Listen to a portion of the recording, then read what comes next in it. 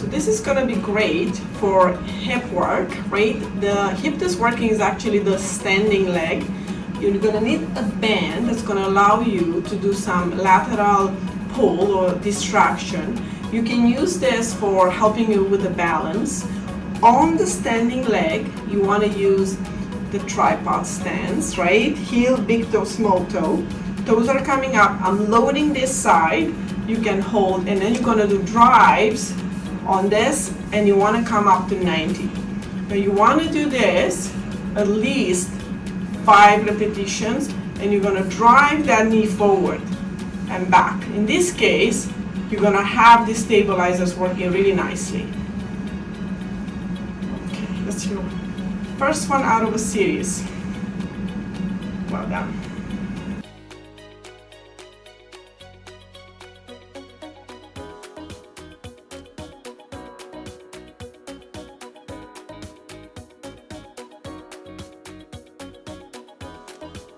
This is a great hip flexor stretch, right? You're gonna have the band as close as possible to the groin. You wanna keep the back, the spine aligned in neutral, which means you're gonna just make your lower back nice and long, a little bit of a tail under here. You're gonna drive it forward. This leg is just stabilizing.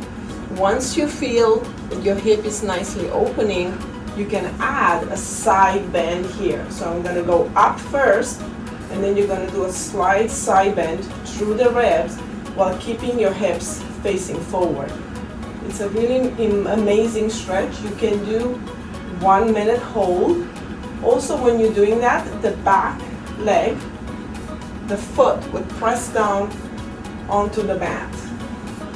You wanna do this, add some cushion under your knee, hold it, nice opening, or you can just hold it in this fashion, then that would allow you to really work on that anterior capsule, the hip flexors of the hip, your anchor. And you want to do this at least twice a day. Definitely before your run would be a good idea on both sides.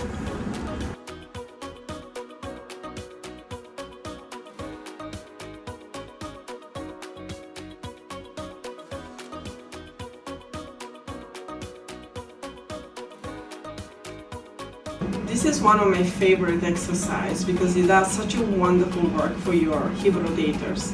So what you want to do, you're going to have a band above the knees. You can use a slider, or if you have hardwood, you're just going to use your sock on the hardwood.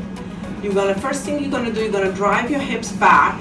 Make sure your knee is aligned with your ankle. Stay nice and tall, and then you're going to slide.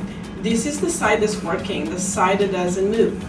You're gonna go, in this case, will be at 3 o'clock, and then you're gonna go and do a 1 o'clock, or a 9 o'clock, or 11 o'clock, depends how you look at the clock. The idea is, don't go back here. And the reason being, you're targeting the posterior fibers of your glute med.